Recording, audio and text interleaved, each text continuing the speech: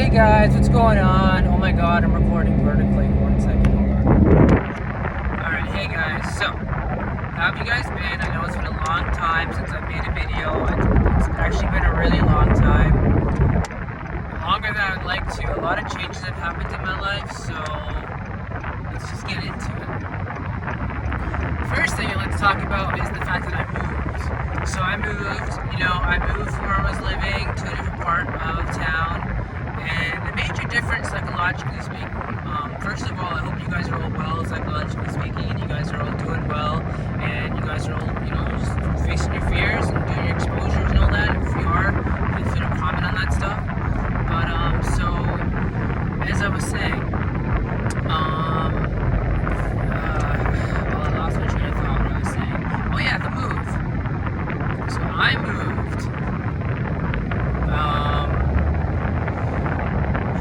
I moved from one part of Milton to another part of Milton, and the major difference is that I started living on my own. Like, it was a house that a family lives in, and they live there, but I live in the basement portion, and it's like completely remodeled to make it look like two separate rooms. I mean, two separate, basically, apartment type deals. So they're small, but they're I'm gonna be living there for I have been living there for a while, and that's probably going to be my situation for the foreseeable future. But I mean, like, literally, like a month, and then I'll be moving again, and changing to another place. I'll be moving back in with my family, basically, with my dad. So, psychologically speaking, that this whole move and everything was really stressful. It really was stressful. I don't know if I talked about it in my other video, but there was a lot of just horrible things that happened in the move. I lost a lot of stuff. Like, I lost a lot of my chargers, fast charging chargers, and external power supplies. I lost a lot of just doodads and knickknacks and storage stuff that I had. So, because I had to condense I had a huge space downstairs where I used to live, and I had to condense it into like a smaller space. So a lot of my stuff got thrown into garbage bags, and this has happened even in my other move from Mississauga to Brampton. A lot of the garbage bags, just no one gives a fuck about them, and they just get, like, they're my garbage bags. The thing is, I don't want my shit in garbage bags, and my dads are like, oh, here's some bags, why don't you fucking move? And I was like, why? Like, what the fuck's your problem? Like, why are we moving? And it wasn't until I found out later that the whole move was for a stupid reason. He thought I was smoking joints in the basement, but I wasn't, and he just got really, really scared or whatever, but he made a really dumb decision. And again, because at the end of the day, he's now paying more for my rent. Because, I'm waiting for the apartment to be built. And he's paying my rent. I'm not paying rent.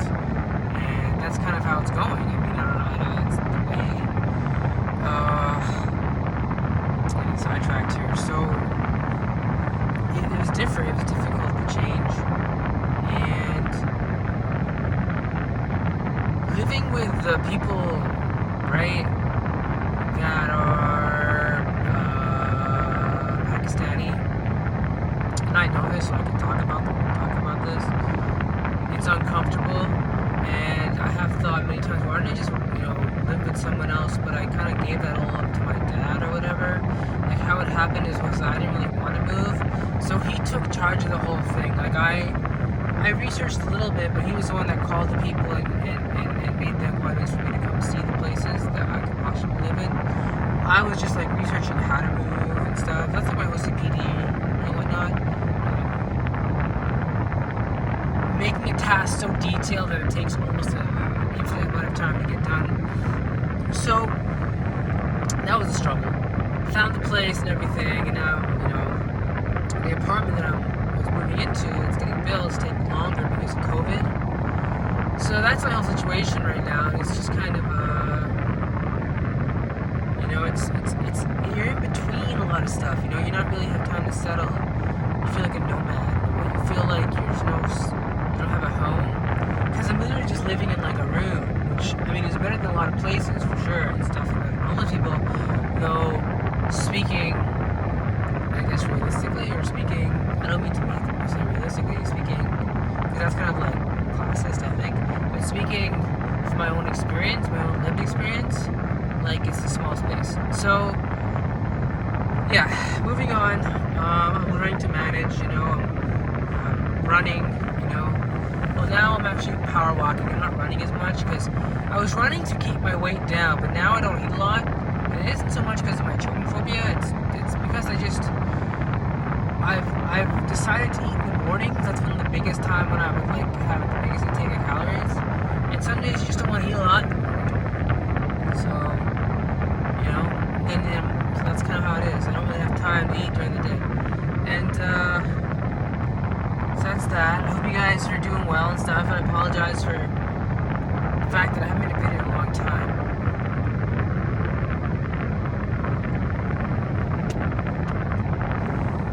So what I learned, one of my videos, real quick, I just wanted to talk about, is you guys know about the DSM?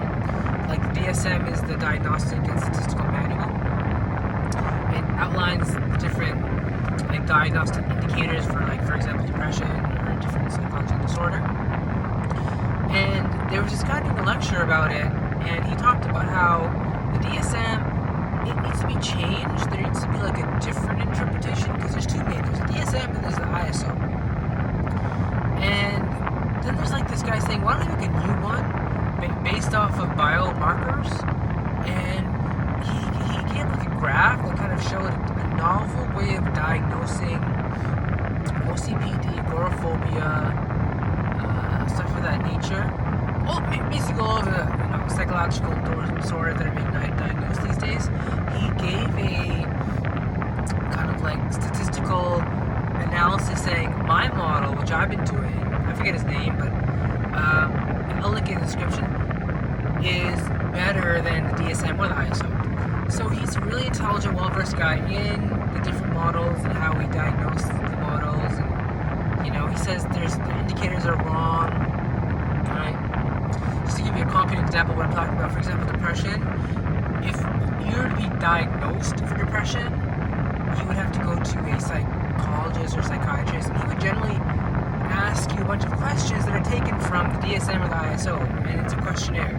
And they ask you different questions related to different, like biomarkers, like related to sleep, right? Related to enjoyment of pleasure, enjoyment to attention.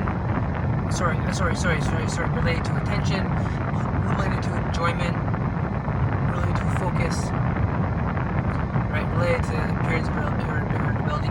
And based on a score, they'll say, oh, you score this, like 10, you're depressed. 7, you're somewhat depressed. 3, little depression. 2, you're 1, you're fine, whatever.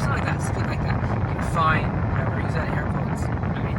So, and I hear people saying, oh, like I remember Tom Segura saying people only say what is normal or what is fine.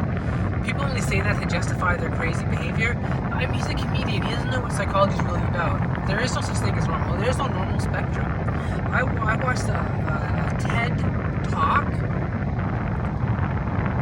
about a month ago or so about a lady who was in and out of psychiatric care and was in and out of, you could say psychotic states and being afflicted with auditory and or hallucinatory hallucinations for years, and she ended up being a professor and had a book published and has her own thing going. She's got a TED Talk. So, you know what I mean? Like,